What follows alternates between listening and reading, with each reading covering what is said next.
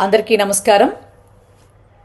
ఒక పక్క మనుషుల్ని బూడిద చేసి కుటుంబ సభ్యులకి బూడిద కూడా ఇవ్వలేనటువంటి దిక్కుమాలిన స్థితిలో ఉన్నటువంటి ఈ ప్రభుత్వం ఇప్పుడు రాష్ట్ర ప్రజల హక్కుగా ఉన్నటువంటి ప్రభుత్వ ఆస్తులన్నిటినీ కూడా ప్రైవేటు పరం చేస్తూ ఆ ముసుగులో ఈ రాష్ట్రానికి బూడిద మిగిల్చేటటువంటి ప్రయత్నాల్లో అద్భుతంగా ముందుకు కొనసాగుతూ ఉంది.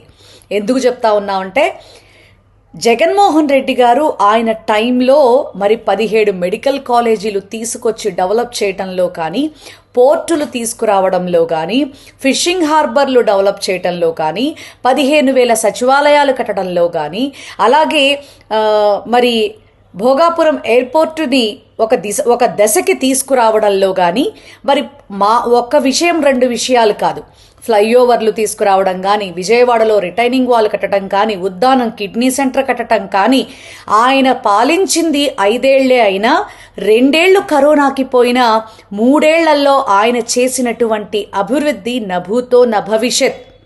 నిజంగా ఎలక్షన్ టైంలో జగన్మోహన్ రెడ్డి గారి కంటే ఎంతో ఎక్కువ చేసేస్తాను అని, సంపద సృష్టిస్తాను అని చెప్పని డప్పులు పలికినటువంటి చంద్రబాబు నాయుడు గారు ఈనాడు గద్దెనెక్కి ఇక మీద గద్దెనెక్కే అవకాశం వస్తుందో రాదో అని సంపద సృష్టికి బదులు బూడిద సృష్టిస్తున్నాడు ఈ రాష్ట్ర ప్రజలకి.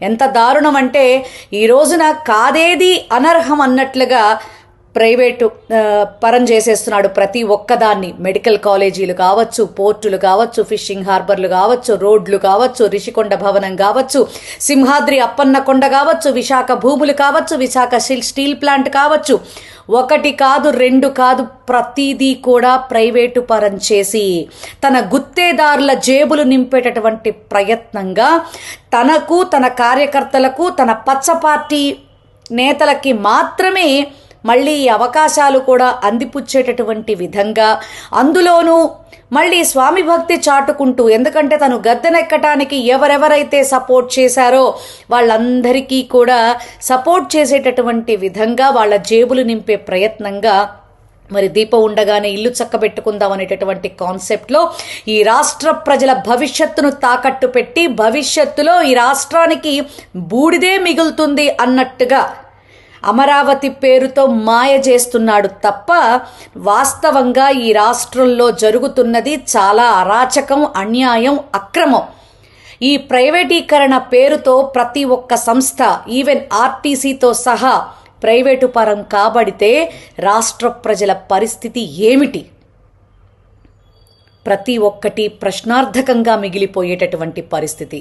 కాబట్టి ప్రతి ఒక్కరూ కూడా, ఓటు వేసి గెలిపించినటువంటి ప్రతి ఒక్కరూ కూడా ఆలోచన చేయవలసినటువంటి సందర్భం మొదలైంది. ఈ రాష్ట్రాన్ని, ఈ రాష్ట్ర ప్రభుత్వాన్ని, ఈ ప్రభుత్వాన్ని పరిపాలిస్తున్నటువంటి ఈ యొక్క కూటమి నేతల్ని, ప్రతి ఒక్కళ్ళని కూడా నిలదీసేటటువంటి హక్కు ఈ రాష్ట్ర ప్రజలకి ఉంది. ప్రతి ఒక్కరూ ధైర్యంగా ప్రశ్నించండి. ఖచ్చితంగా మరి మీకందరికీ వైఎస్ఆర్ కాంగ్రెస్ పార్టీ కూడా మీ గళమై ప్రశ్నిస్తుందని తెలియచేస్తూ, మీకు అండగా ఉంటుందని తెలియచేస్తూ, ఈ రాష్ట్రాన్ని కాపాడుకుందాం. సేవాంధ్ర.